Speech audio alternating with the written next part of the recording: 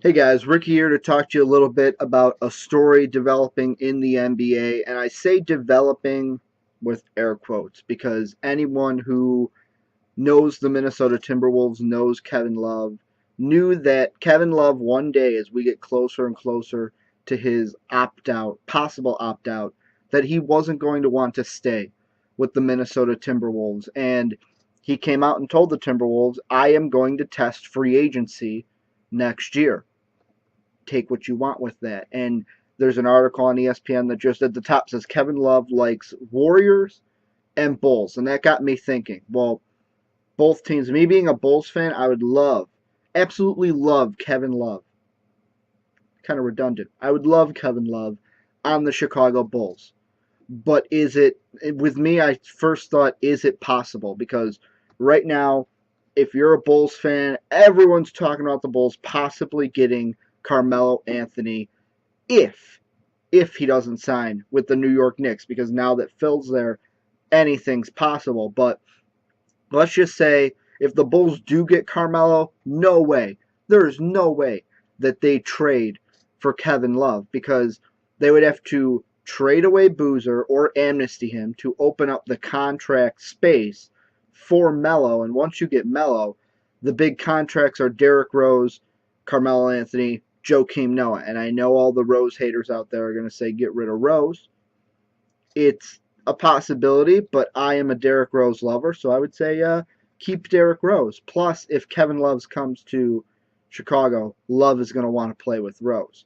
So with Melo, no Love in Chicago. If we do not get Melo, it's very interesting because the Bulls have said that they want to trade Carlos Boozer instead of just amnesty him because they want to get something for him. That's, to me, that's all before the season. And honestly, I don't see Kevin Love being traded before next season starts. I see him as kind of like Timberwolves are going to play it out. Oh, we're going to try to keep you. They're still going to be optimistic. Like, okay, we can get him to stay if we start winning right away.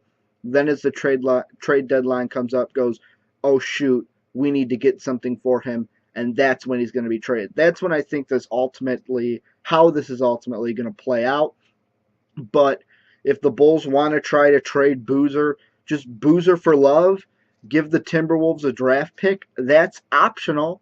But then you have Derrick Rose, Kevin Love, Joakim Noah, and we already know Taj Gibson, who signed an extension. He wants to be the starter at power forward.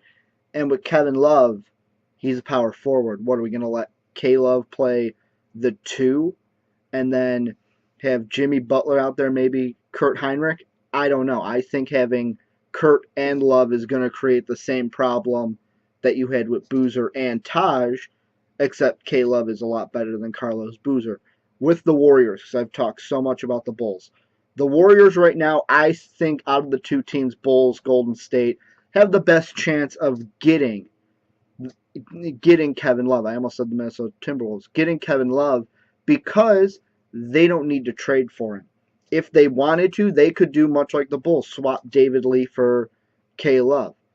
But if the Timberwolves do not trade Kevin Love, which seems unlikely, David Lee's contract is up at the same time as Kevin Love.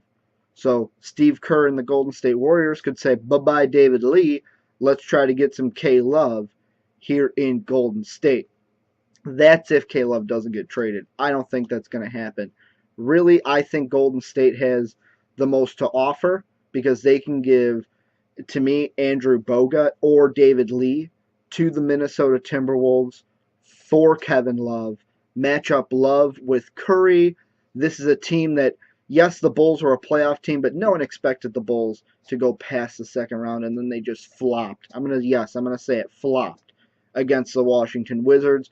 Golden State Warriors made more of a push, even though they lost to the LA Clippers in the first round. But really, who was going to beat a Clippers team that was going with so much momentum after everything that happened with the Donald Sterling thing, that fire in the gut after that suspension? But I think Golden State, to me, is in the best opportunity to get Love at this point. Yes, Minnesota has said that these are not the only teams that they will talk to, and they're not really seriously pursuing anything. They're just listening to offers more than they have in the past. So, as always, I want you guys to tell me what you think. Do you think Golden State or Chicago are going to end up landing K Love? Do you think he gets traded before the season, middle of the season, trade deadline? And what possible sleepers do you have? Where could he go? Could we see K Love with the Knicks? Is it a possibility? Tell me down below. And as always, have a good day, everybody.